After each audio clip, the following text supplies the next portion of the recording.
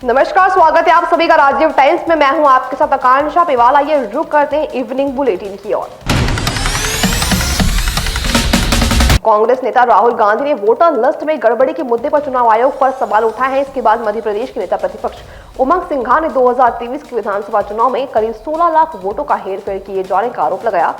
भोपाल में अपने सरकारी आवास पर मीडिया से चर्चा में उन्होंने कहा कि हमने मध्य प्रदेश के बारे में चीजें समझी, किस तरह से वोट चोरी करके फर्ज जनादेश लेकर मध्य प्रदेश में भाजपा ने सरकार बनाई। इससे चुनाव आयोग ने किस तरह से भाजपा की सरकार बनाने में अपनी अहम भूमिका निभाई।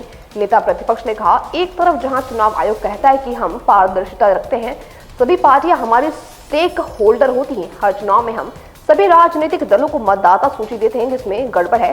सिंघा ने प्रेस कॉन्फ्रेंस के दौरान 27 सीटों पर हुई गड़बड़ी के उदाहरण भी बताए। अब मैं कहना चाहता हूं कि अब एक तरफ चुनाव आयोग कहता है कि हम वोटर की जानकारी उसके वेबसाइट पे देते हैं, वोटर अपनी ईपिक नंबर से देख सकता है, लेकिन वोटर पूरी लिस्ट नहीं देख सकता। अगर राजनीतिक पार्टी देखना चाहे या कोई आम व्यक्ति पूरी वोटर लिस्ट अपने बूथ की देखना चाहे तो वो चुनाव आयोग नहीं देता। चुनाव आयोग ने सुप्रीम कोर्ट में कहा कि डेटा ज्यादा होता है, फोटो ज्यादा रहते, इसलिए हम नहीं दे पाते। लेकिन आप राजनीतिक पार्टी को दे सकते हो जो चुनाव लड़ रहा, जो उम्मीदवार है उसको। तो मेरा ये कहना है कि बीजेपी की ऐसी कई वेबसाइट्स है, वो सरकार की वेबसाइट है, प्रधानमंत्री आवास योजना, जन जीवन मिशन, उज्ज्वला योजना, इन सब वेबसाइट पे आप डेटा डालते हो विद फोटो के साथ, तो वो वेबसाइट आपकी हैंग नहीं होती है। आप चुनाव आयोग के लिए जब आम जनता वोट डालना चाहती है तो उसको विद फोटो आप देना नहीं चाहते हो, तो आप आपकी ब्रांडिंग के लिए जितनी योजना है उन वेबसाइटों पे आप डल जाते हैं फोटो, लेकिन चुनाव आयोग वोटर लिस्ट नहीं देना चाहती। तो ये आपने कई बार देखा कि अभी किस प्रकार से बंद की जा रही है वेबसाइट है। दूसरी बात, हमारी स्पष्ट रूप से इसमें मांग है कि सरकार वोटर लिस्ट को फ्रीज करे,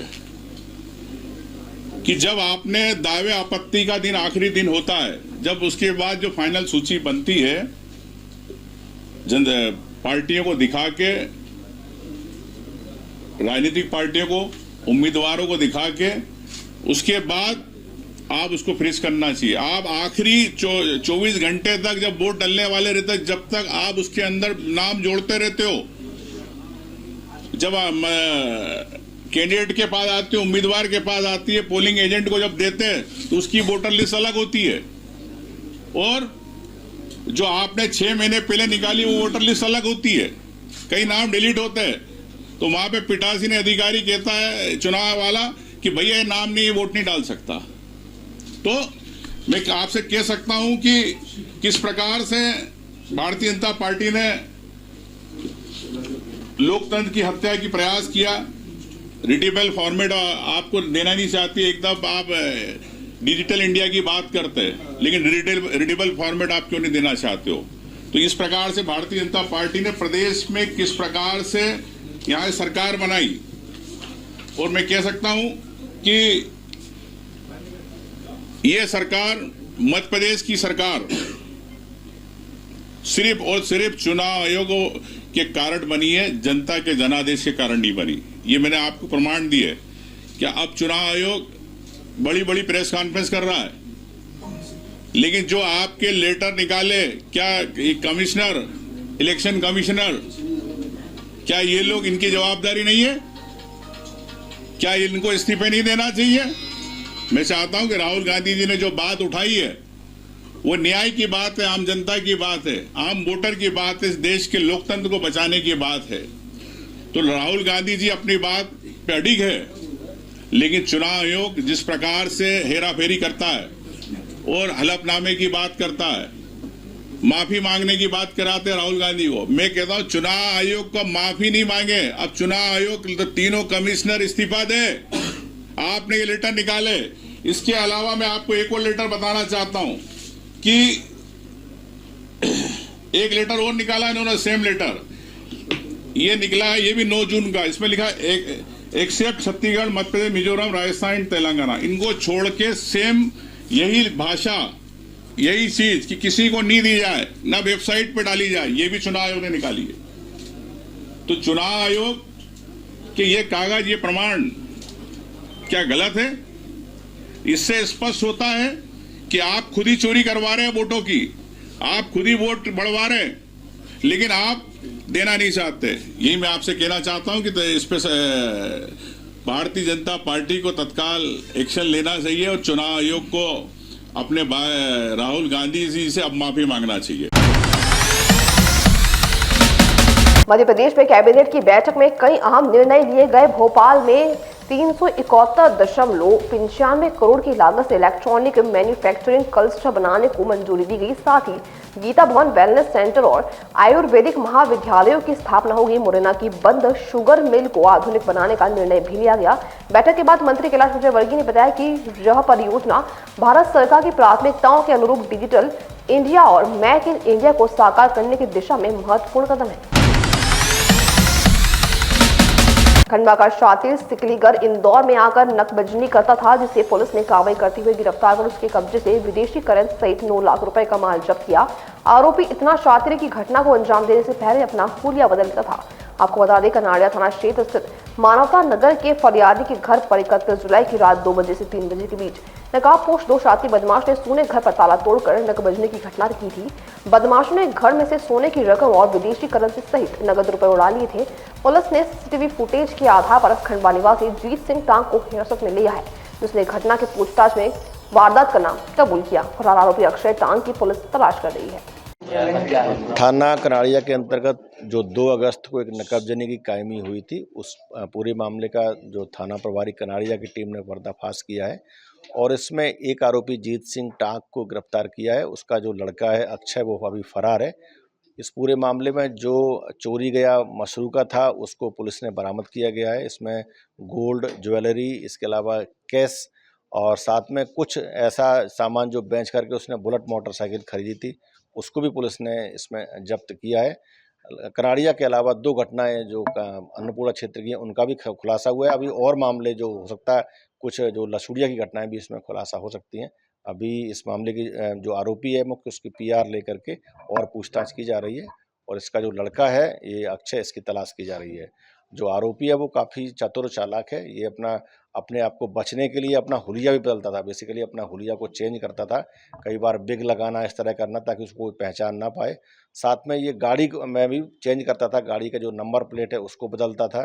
पुलिस ने इसमें गाड़ी और इसके अलावा जो इसका बैग है, इसके अलावा जो आला जराब है, जो जिनसे नकबजनी करता था, वो भी पूरे जब्त किए हैं। इसमें बेसिकली ये कई मतलब सोशल मीडिया का भी उपयोग करने का आदी है। इसने यूट्यूब के माध्यम से इसको पूरा देखा था, उसने कई बार वीडियो देखे, उसके बाद इसने एक्सपर्टाइज इसमें डेवलप की और अंततः इसमें अपना गाड़ी का नंबर बार बार बदलता था ताकि उसको कोई पहचान ना कर पाए। इसका अपने आप को बचने के लिए ये अपने लड़के को साथ में रखता था। अभी जो इसका लड़का है अक्षय, वो भी इसमें फरार है। इसमें हाँ, इसका जो घटना में जो चोरी हुआ था, कुछ नकदी भी थी।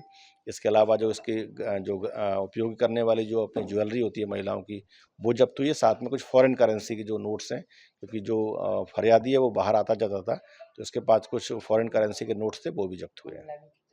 लगभग इस पूरे मामले में 9 लाख के आसपास का मशरूका बरामद। इंदौर शहर में 1 अगस्त से चालकों को हेलमेट लगाना जरूरी किया गया है। नियमों के मुताबिक बगैर हेलमेट के कोई भी पेट्रोल पंप पर पेट्रोल नहीं दिया जाएगा, जिसको लेकर शुरू में जमकर विवाद भी सामने आया, जिसमें आम लोगों द्वारा पेट्रोल पंप कर्मचारियों से विवाद किए जाते थे। वहीं अब ऐसा वीडियो सोशल मीडिया पर सामने आया जहां 2 युवतियां पेट्रोल पंप पर बाहर जमकर मारपीट करी हैं। जानकारी के मुताबिक एक युवती गाड़ी में पेट्रोल भराने बगैर हेलमेट आई थी। दूसरी युवती से हेलमेट मांगने पर उसने देने से इनकार कर दिया। इसी कारण वे आपस में आपा खो बैठी और लात ठूसने पर उतर आई। इस मामले में एडिशनल डीसीपी अमरिंदर सिंह ने बताया कि मारपीट का वीडियो वायरल हुआ है, पुलिस ने संज्ञान लिया है। वहीं पूरे मामले की जांच की जा रही है।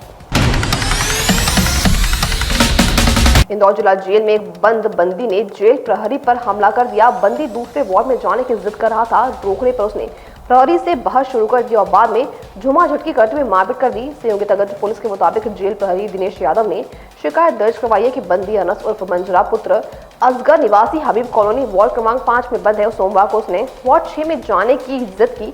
कैदियों को निर्धारित वार्ड के अलावा अन्य वार्ड में जाने की मनाही है। इसके बावजूद अनस जबरदस्ती वार्ड 6 में घुस गया। प्रहरी दिनेश ने उसे बाहर निकाला तो वह बहस करने लगा। देखते ही देखते उसने दिनेश पर हमला कर दिया। बता दें, पूर्व में भी अनस ने उप जेलर पर ईंट मारकर हमला किया था। मध्य प्रदेश के कटनी जिले की रहने वाली अर्चना तिवारी पिछले 13 दिन से लापता रही। अर्चना इंदौर में रहकर सिविल जज की तैयारी कर रही थी और रक्षाबंधन पर अपने घर के लिए रवाना हुई थी, लेकिन चलती ट्रेन से गायब हो गई। इंदौर से कटनी आते समय नर्मदा एक्सप्रेस से रहस्यमय तरीके से लापता मंगल नगर निवासी अर्चना तिवारी को ग्वालियर से मिलने की सूचना ही है। हालांकि अभी स्पष्ट नहीं है कि वह ग्वालियर में कहां से मिली है। अर्चना के मुंह बोले भाई अंशु मिश्रा ने अर्चना से उसकी मां बात करने की बात बताई। अर्चना ने कहा कि मिली और किसी परिस्थिति में मिली, इसको लेकर अभी कोई स्पष्ट जानकारी नहीं मिल पाई है।